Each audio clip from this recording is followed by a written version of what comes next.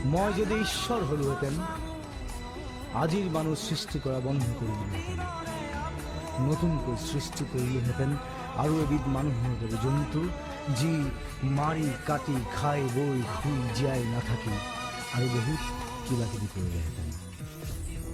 দিলোহেঁতেন এটা মস্তিষ্ক যাৰ কাম চিন্তা কৰা শুদ্ধভাৱে, যি মস্তিষ্কত দৌৰিব অনুভূতি, আবেগ, উচ্চাকাংক্ষা আৰু দূৰদৰ্শনৰ অনিৰ্বাণ অশ্বমেধ ঘোঁৰা,